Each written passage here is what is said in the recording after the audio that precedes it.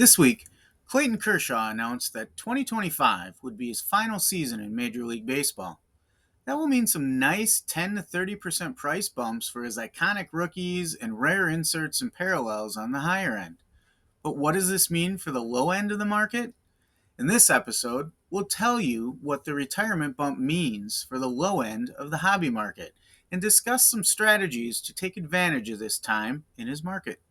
Welcome to my so-called card life, an inside look at the life of a low-end card reseller, brought to you by JC3 Cards and Collectibles, a premier reseller of trading cards available today on eBay, Collects, and whatnot.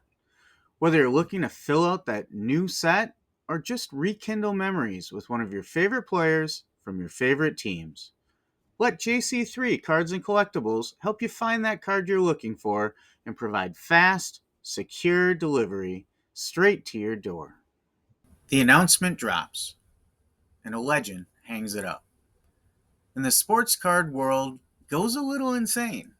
Within minutes, prices for their cards are on an absolute roller coaster.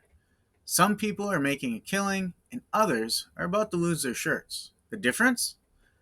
They have a plan for the retirement bump, and you don't. Until now. In this podcast, I'm giving you 5 simple rules to not just survive the chaos, but to actually profit from it, especially on the low end cards everyone else is ignoring. You've seen it happen time and time again. A player who defined a generation decides their time is up, and a tidal wave of nostalgia washes over the hobby. Everyone scrambles. They're digging through boxes, frantically refreshing eBay, trying to grab a piece of history before prices shoot to the moon.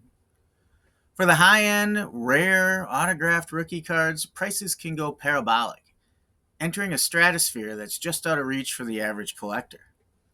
We see it with the all-time greats. A Hall of Fame induction or retirement can cause a feeding frenzy for their best cards. But here's the secret the gurus don't want to talk about. That same wave of energy, that same frantic buying, also lifts the prices of the common low-end cards. The base rookies, the second-year inserts, the shiny parallels you can find in a dollar box. The problem is, this wave is incredibly volatile and it doesn't last long, maybe 2 to 6 months at best. It's a chaotic churn of fear of missing out and panic selling, driven by pure emotion, not logic. And if you go in without a clear strategy, you're not really a reseller, you're a gambler. And you're probably going to get stuck with a stack of cards worth less than what you paid for them just days earlier. This week's podcast is your playbook. We're going to break down a step-by-step blueprint for navigating these retirement bumps. We'll show you how to spot opportunities before they happen and how to act fast when the news breaks. And more importantly, how to sell and make profits before the inevitable crash.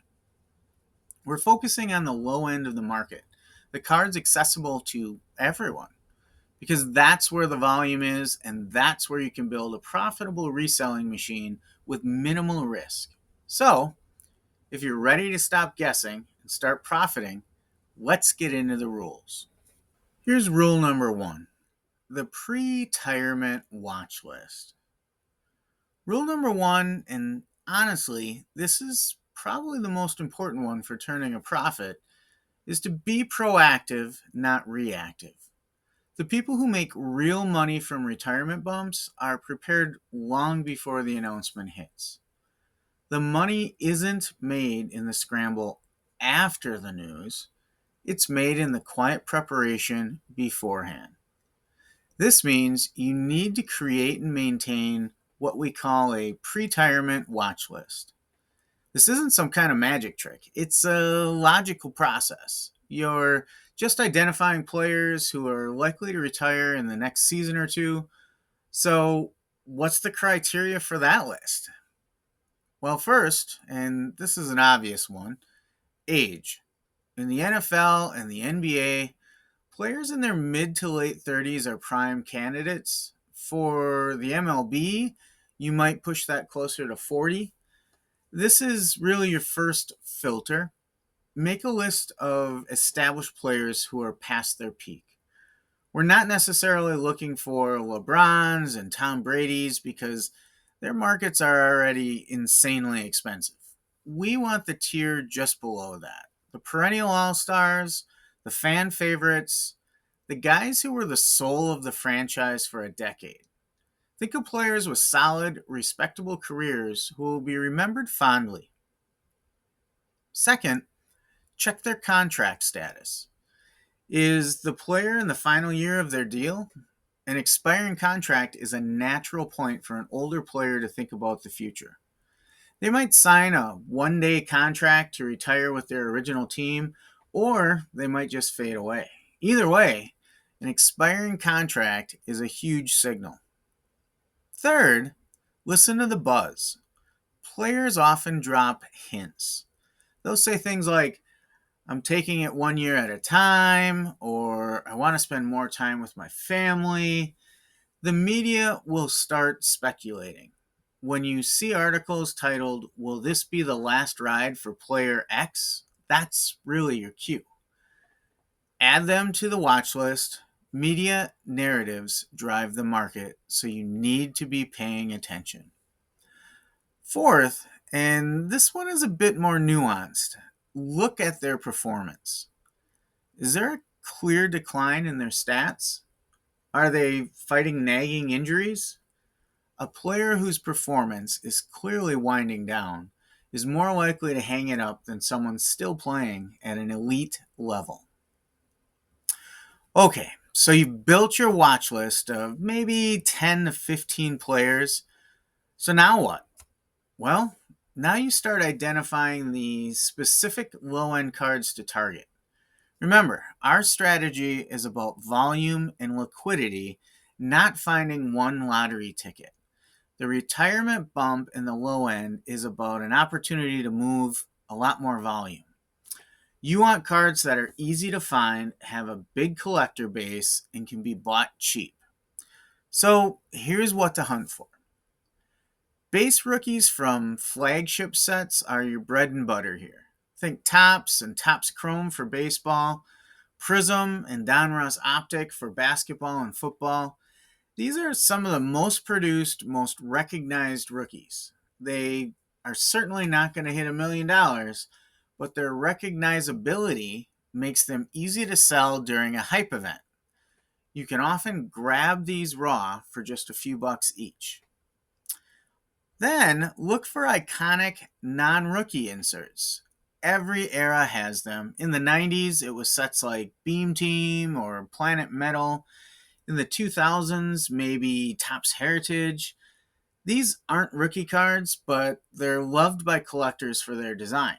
They carry a nostalgia factor that gets a huge boost when a player retires. And finally, consider low-end graded cards.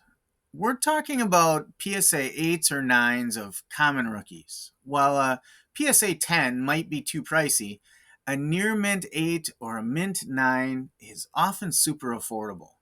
These quote-unquote junk slabs gives buyers confidence. They don't have to guess about the condition, which is a huge plus when they're making an emotional impulse buy. Once you have your players and cards picked out, you start buying. Slowly, patiently, scoop up lots on eBay.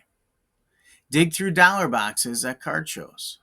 You are building an inventory, not making a single bet. Your goal is to get a good number of these cards at the lowest price possible. So when the retirement news hits, you're not a buyer in a seller's market.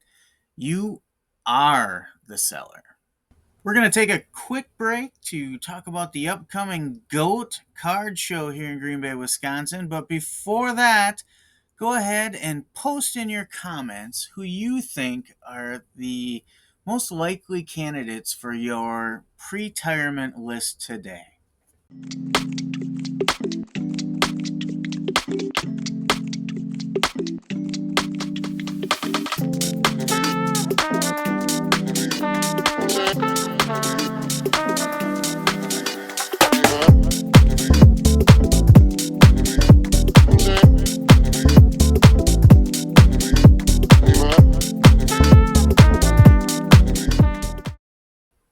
for rule number 2, the golden hour, or more accurately, the first 48 hours.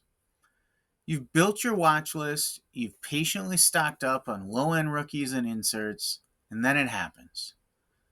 The notification flashes on your phone. Legendary pitcher Clayton Kershaw announces retirement. This is it. This is the trigger. What you do in the next 48 hours determines if you make a nice profit or get left holding the bag. This period is what we call the golden hour, and you need to execute your plan perfectly. The very first thing you do, and literally within seconds, is to verify the news. Check at least one other trusted source like ESPN or the team's official Twitter account. False rumors fly, and you don't want to react to bad info. Once it's confirmed, then the clock starts. The first hour after the announcement is what we call the shockwave. This is pure, raw emotion. The news is just breaking. This is when the first wave of nostalgia driven buying kicks in. If you have your cards ready to go, photographed, description templated, and ready to list, now is your moment. Be one of the first to list. Speed is everything here.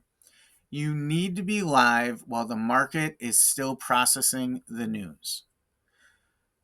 The next few hours, say hour 2 through 24, is the fear of missing out flood.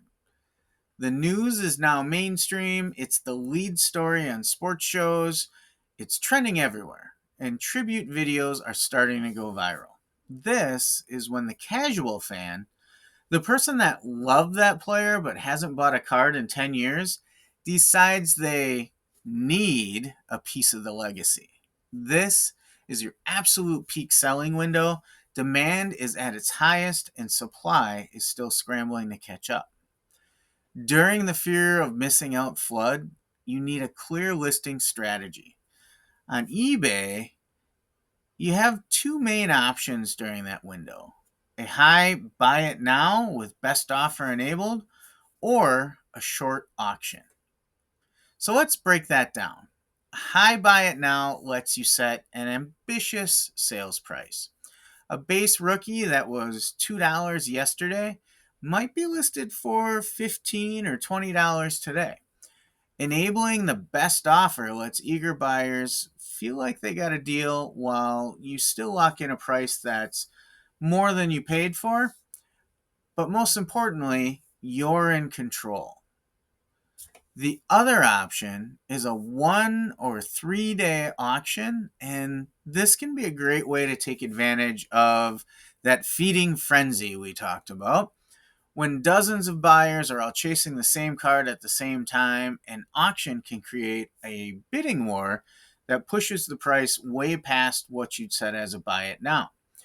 The trick is to time the ending just right. You want your auction generally to end in the evening, roughly between 8 p.m. and 11 p.m. Eastern is the prevailing thought on that, and during that initial 24 to 48 hour window. That's when most people are online and emotionally invested. An auction ending at 3 a.m. on a Tuesday just won't have this same kind of juice. So now we're in hours 24 through 48, and this is kind of the plateau, if you will. The crazy growth has likely slowed down. The market is getting saturated as people dig out their cards and list them. Prices aren't crashing yet, but they're leveling off. This is your last call to sell for a big premium. If you still have inventory, be aggressive.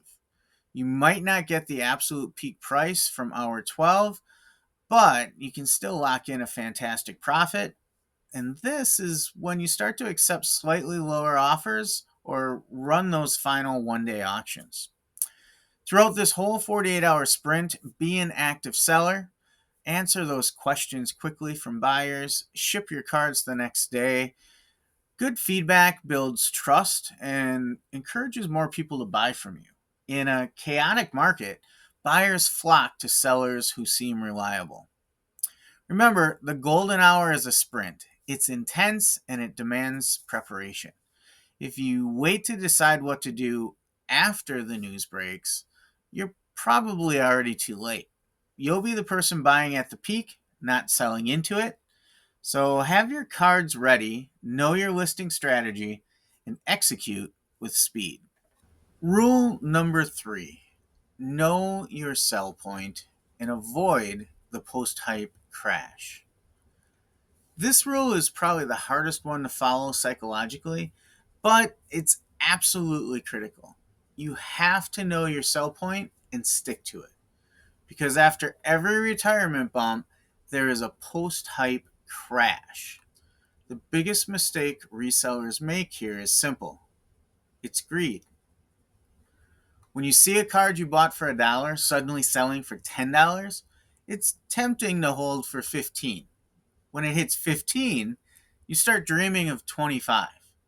You get swept up in the hype and think the price will climb forever. Newsflash, it won't. The retirement bump is a temporary, emotion fueled market event. It's a bubble, and all bubbles burst. Your job isn't to ride the wave all the way to shore, it's to get off before it crashes.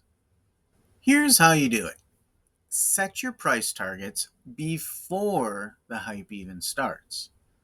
When you're buying cards for your watch list, you should already have an exit price in mind. Don't just pick a random number, base it on a realistic multiplier. For low end cards, aiming for a 3 to 5 times return is a great goal. If you buy a card for $2, your sell point is somewhere between $6 and $10. If you get 10x, that's a home run. But have a realistic target and a quote unquote get out price. When you hit your target, you sell. Period. Don't second guess it. A guaranteed 400% profit is way better than a potential 600% profit that turns into a 50% loss. To take emotion out of it, you need to rely on data, not feelings. I like to say, let's take it from feels to reals. During the golden hour, study the market velocity. Don't just look at the highest listed prices. That's a sucker's game. You need to be watching the sold listings on eBay. How many cards are actually selling per hour? What are the real transaction prices? Tools like eBay's TerraPeak or even just constantly refreshing the sold listings give you the real-time data you need. You're looking for the moment when the number of new listings starts to overwhelm the number of sales. When you see hundreds of new listings for a card popping up every hour, but only a dozen are selling, that's a massive red flag. That's the signal that supply is swamping demand. The peak is near, or it's already passed. It's time to sell, not hold. Picture the price curve of a retirement bump. It's a sharp spike up in the first 24 hours. Then it hits a wobbly plateau for another day or two. After that comes the crash, and it can be just as steep as the climb. Within a week or two, that card that spiked to $15 will be back down to $5. A month later, it might be back to its original $2 price, or sometimes even lower as the market moves on. Your entire strategy is to sell during that spike or on that plateau. You will never perfectly time the absolute peak. It's impossible. Trying to do it is how you lose. Let's say you sell a card for $12 and an hour later you see one sell for $15. You didn't lose $3. You locked in a $10 profit on a $2 investment. And that is a huge win. You have to train your brain to see it that way. The goal is to consistently make profits, not to win every single pricing game. Avoiding the post-hype crash is all about discipline. Set your targets when you're calm and rational. When the market goes crazy, trust the plan you made. Use sales data to guide you, not your gut. When your price is met or the data signals a top, sell your cards. Take your profit and don't look back. Let someone else be the one holding the bag when the music stops. Rule number 4, the low end advantage, where we see volume over value. So, why are we so focused on the low end of the card market? In a world where you only hear about the $1 million card sales, it's easy to think the only way to make money is by flipping 5-figure grails. For the average reseller, that's a really dangerous idea. For retirement bumps, the smarter, safer, and often more profitable play is to focus on volume over value. Think about the math and the risk. Let's say you have $500 to invest in a retirement play. You could sink it all into one high grade rookie card of a player on your watch list. If he retires and the card's value doubles, you've turned $500 into $1,000. A $500 profit. Sounds great, right? But what if the hype isn't as strong as you thought? What if the price only bumps 10% before crashing? Now, all your money is tied up in one single card that's tough to sell without taking a loss. The high-end market has way fewer buyers and is much less liquid. Now, let's try the low-end volume strategy. With that same $500, you buy 100 copies of a player's base Prism rookie at $5 each. The player retires, nostalgia hits, and that $5 card spikes to $15 in the first 48 hours. You sell your 100 cards for an average price of, say, $13 each. Your total revenue is $1,300, and your $500 investment, well, you walk away with an $800 profit. That's a bigger profit than the high-end play. And your risk was spread across 100 different items. That's the core of the low-end advantage. Your risk is spread thin. If you buy a card for $3 and the retirement bump doesn't happen, you're out $3. Is anybody too worried about that?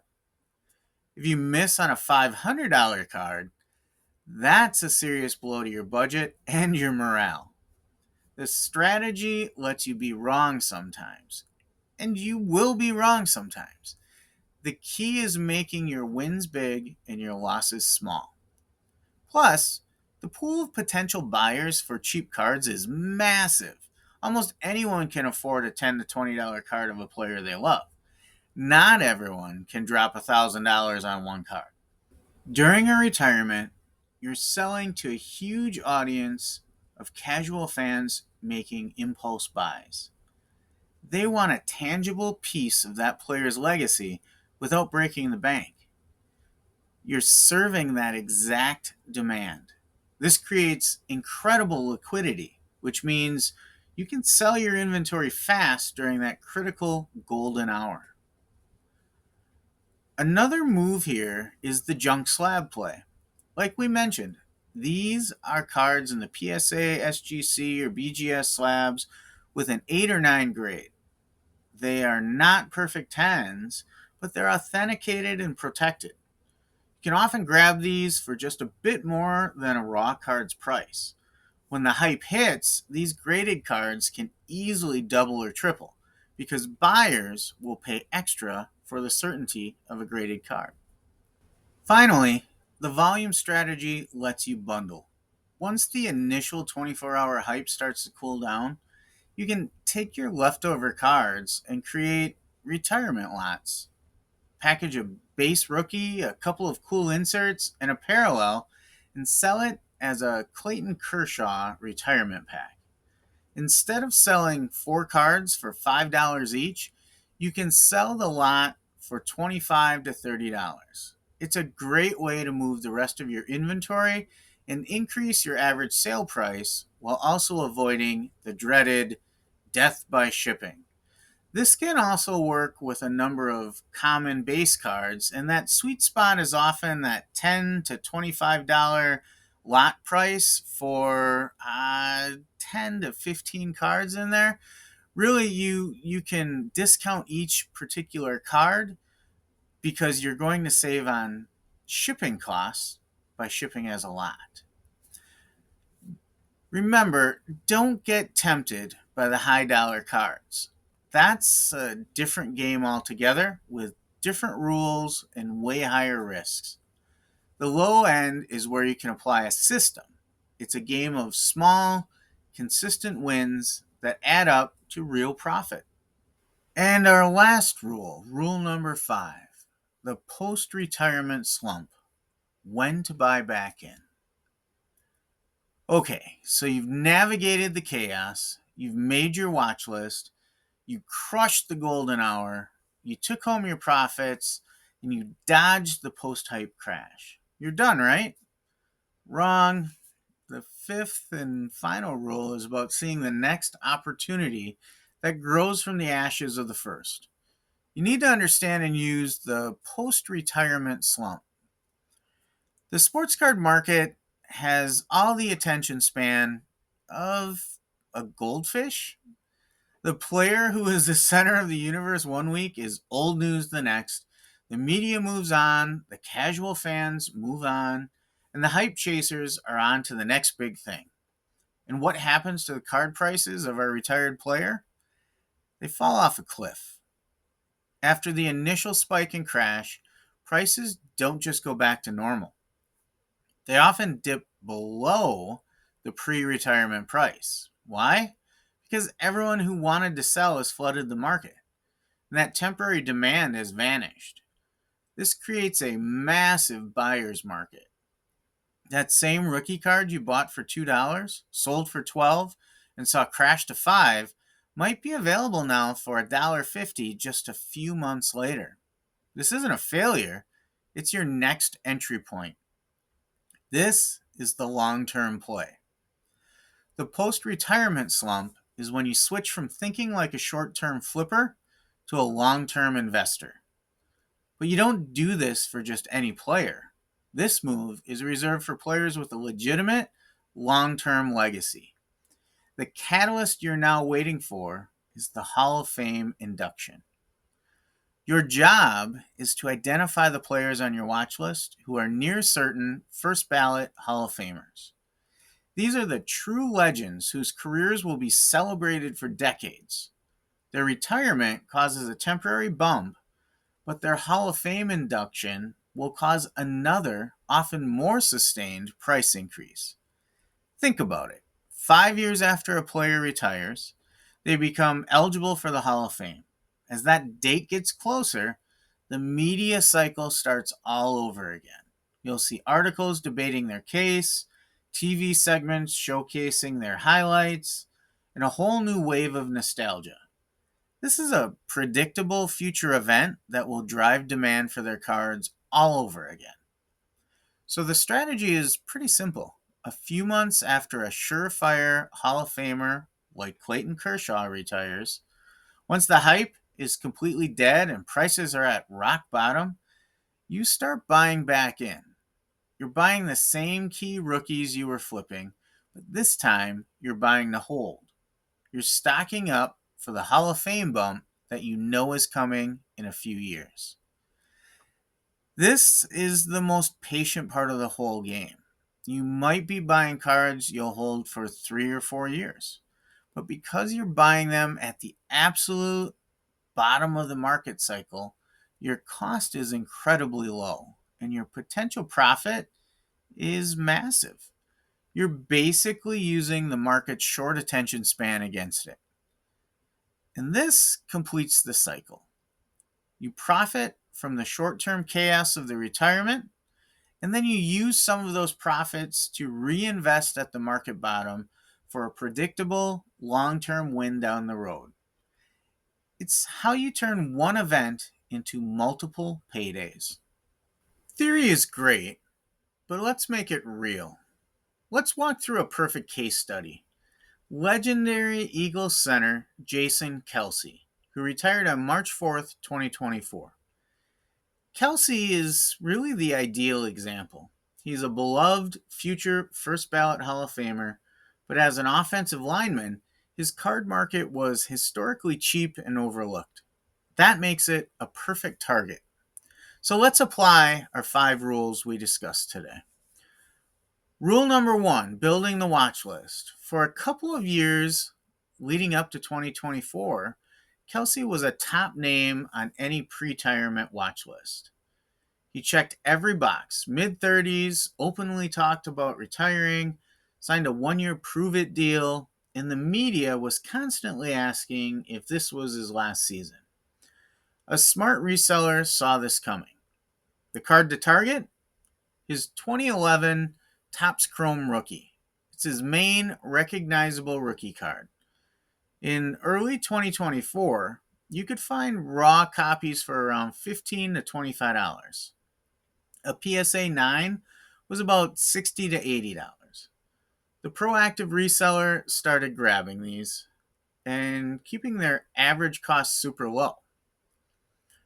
Then came rule number 2, the golden hour. On March 4th, the news broke. Kelsey was out. The clock has now started. Within the hour, prepared sellers listed their cards. A raw Topps Chrome that was $20 the day before was now listed at $100 buy it now. The $70 PSA 9 was now listed at $250. Over the next 48 hours, the fear of missing out flood hit. Eagles fans and collectors, caught up in the emotion, rushed to get his rookie. Sales exploded. Raw copies were selling for $70, $80, even $90. PSA 9s were hitting $200 to $220. The reseller who bought a raw card for $20 was looking at a profit 4 times over. The one who bought the PSA 9 at $70 was clearing a 3x profit. They ran 3-day auctions ending on the evening of March 6th to catch the peak of the madness. Then came rule number 3, knowing the sell point. The disciplined reseller had a plan. They decided a 3 to 4x profit was the goal. When their raw card hit $80, they sold. They didn't get greedy, holding out for more. They watched the sales data, and they saw that by March 7th, new listings were starting to flood eBay. They saw the plateau forming and knew the crash was next. They sold their cards into the hype and secured their profit, while greedy sellers held on and watched prices slowly drop over the next few weeks. That's where Rule 4 comes in, the low-end advantage. The whole play worked because Kelsey's cards were affordable. A reseller could have bought 10 raw rookies for $200. After the bump, they could sell them for $800, making a tidy $600 profit. Trying that with a high-end player whose rookie costs thousands of dollars would be impossible for most. They could also bundle cards into Kelsey Legacy lots and sell them for $100 a pop. The volume play worked perfectly. And finally, rule number 5 came in with the post-retirement slump. Fast forward a few months, and all the hype is dead. That same raw 2011 Topps Chrome rookie that peaked at $90 is now settling in at the $40 to $50 range. This is the slump. It might go lower, but it's already way cheaper than peak. Now, the smart reseller, flush with profits, switches to investor mode. Jason Kelsey is a lock for the Hall of Fame. In 4 to 5 years, the hype will start all over again. Now is the time to buy back 1 or 2 of those rookies, maybe even grade a nice raw one, and put them away for now. They're buying at a market low, waiting for the next predictable hype cycle. That's how you play the short and the long game from a single event. So there you have it. The 5 rules for profiting from retirement bumps in the low-end card market. It's a playbook that turns a chaotic, emotional event into a predictable, data driven opportunity. Now I want to hear from you. Have you ever played a retirement bump? Did you win or did you get caught up in the crash? Drop your stories, the good and the bad, in the comments below.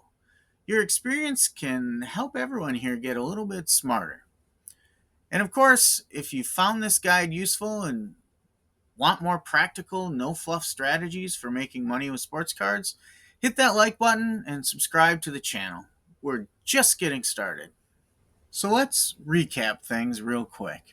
Rule number 1, be proactive with a pre-retirement watch list. Number 2, execute with speed during the golden hour. Rule number 3, know your sell point to avoid the crash. Number 4, use the low end advantage with volume over value.